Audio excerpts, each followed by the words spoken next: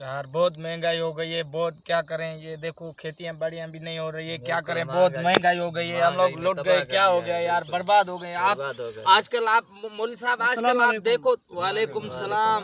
क्या हुआ है मेरे भाइयों?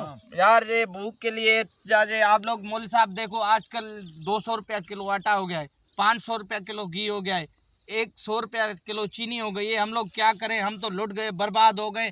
ऐसा कोई हुक्मरान नहीं है जो जल्दी आए, ऐसी सही हुकूमत चलाए। हम तो बर्बाद हो गए, क्या करें। क्या करना चाहते हैं अभी हम लोगों का ये जो अभी बैठा हुआ है ना, इसको उतारा जाए, कोई अच्छा सा हुक्मरान यहाँ पे बैठा है, वरना ऐसे सिंध तबाह हो जाएगी, सिंध बर्बाद हो जाएगी। आज मुसलमान भाई है, हम लोग सब मुसलमान मिलके जे भी है खुदा कारण सारे सिंध को बचाए, क्योंकि आज ये वागू आ गए इस दौर में।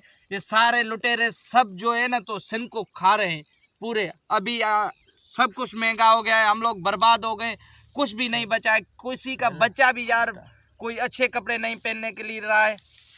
अदा खत्म कयो, खत्म कयो, खत्म कयो, खत्म कयो, खत्म कयो, खत्म कयो, वट कुछ भी ना है बचो मथो ईद खत्म कयो, खत्म कयो, खत्म कयो, खत्म कयो, खत्म कयो, खत्म कयो।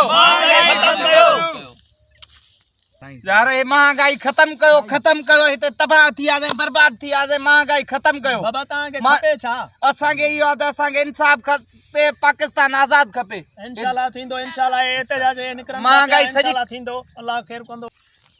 अब महंगाई खत्म थींदी त असां हे दगु ख़ाली कंदासीं, न त असां हिते पंहिंजो पाण खे ख़ुदकशी कंदासीं, पाण खे ज़लील कंदासीं। हिते जेको आहे जेको अचे थो बसि सिंध खे लुटियूं हलियो थो वञे, पूरो पाकिस्तान जेको आहे ईअं ख़त्म थी वियो आहे। तव्हांजो मुतालबो छा आहे? असांजो मुतालबो इहो ई आहे त महंगाई ख़त्म कई वञे। अच्छा, हा, महंगाई ख़त्म थी वञे, न त एहतजाज थींदो।